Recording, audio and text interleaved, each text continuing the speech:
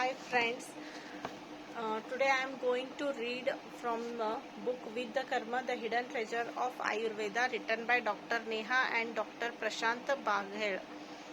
Every day I will be going to read one chapter from this. I will be reading one chapter every day. First I will start with the introduction. Introduction means in this just they have said what is Viddha Karma and how it was practiced earlier and all. In ancient times there was Gurukula method of teaching where Ayurveda was practiced and taught from Guru, that is Vaidya, to the students. So it was called Guru Shishya Parampara. It was so popular at that time. The clinical treatment techniques were practiced on patients with ancient available tools and drugs. On the way of advancement of tools and techniques in the field of science, the Ayurvedic methodologies also got pressed forward. But the addition of innovation is still not satisfactory regarding Ayurveda. In Ayurveda, the basic reason behind slowing and still standing on ancient platform is due to a decrease in enthusiasm, dedication and awareness of Ayurvedic workers with super added misconduct and no supporting of administration. Today the human life is speedy and every person are in hurry and having hectic life schedule with the time limitation. Although they are well educated and having awareness about their health, but still carelessness is seen. So Ayurveda require its amendment in view of simple applicability, lesser discomfort with satisfactory result. There are some conditions which are like challenge to the modern science. It is very difficult to treat such conditions using modern techniques only. Except in the arena of acute illness, the modern approach to disease has little relevance. Most people have chronic and debilitating diseases such as obesity, arthritis, allergies, asthma, gastric ulcer, irritable bowels, etc., of which more torturing are painful conditions, especially of chronic origin. In spite of having many pain relieving remedies in the form of oral medications, injectable, certain anesthetic techniques, we have not achieved the perfect solution for such conditions even in modern science. Pain is the most common symptom that brings the patient to the physician's attention because it is universally understood as a signal of disease. It is a sensation where other inputs such as emotional distress or spiritual distress may evoke the same.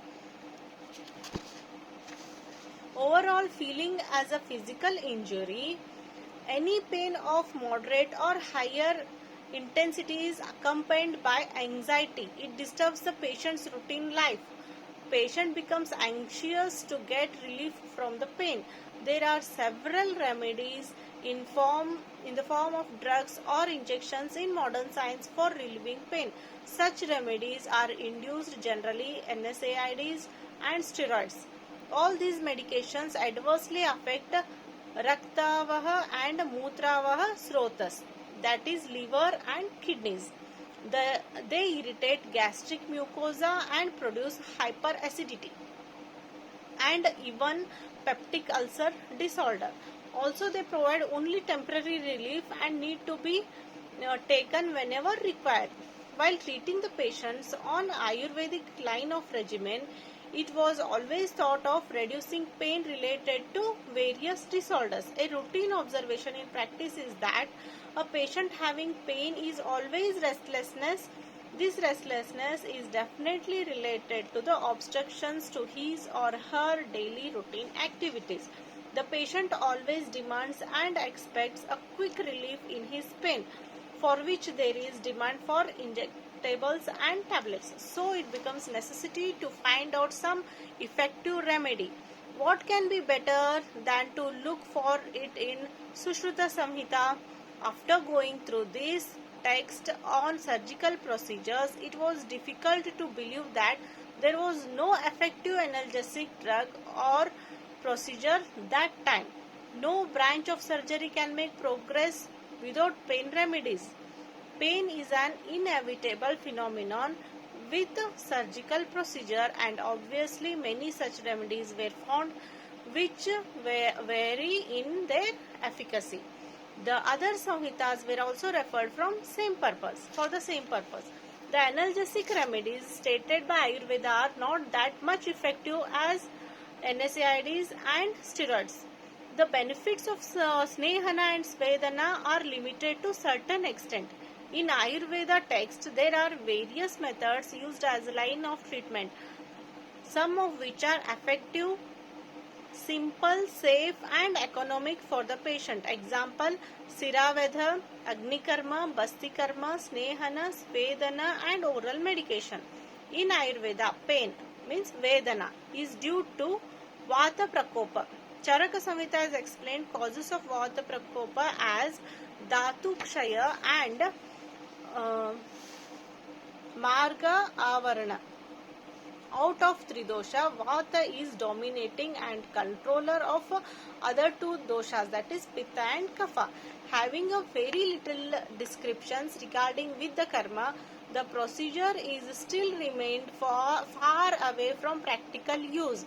However, its modified form has been widely practiced in China and in world as well. Only a few Vaidyas in India are practicing Viddha Karma. So it was thought to explore the hidden science behind this procedure. Actually, Viddha Karma is a modified form of Siraveda. The Siraveda is called as Shalya Chikitsa Ardha, means the half part of the Shalya Chikitsa. It was like Siraveda was half treatment, half to the Shalya. It was so effective. Nearly half of the treatment was treated. It was nearly like a Shalya only. So it was a half part of Shalya Chikitsa. Acharya Sushruta has explained Vedana of specific Sira in specific diseases. What has happened? This Acharya Sushruta, he has explained which specific Sira to be cut. That is Vedana. Sira Veda should be done. In a specific disease, that specific Sira to be Veda should be done. That specific Sira should be cut. Sira Vedana is done on the Sira that are clearly visible. But in case when they are not clearly visible, Viddha Karma can be done as explained. Understood? See, when you can see that Sira means we usually think of vein. When vein is visible, we can do Siraveda. You can just prick a bore needle and let the blood out. That is Siraveda. When those veins are not visible, that time you have to go with Viddha Karma.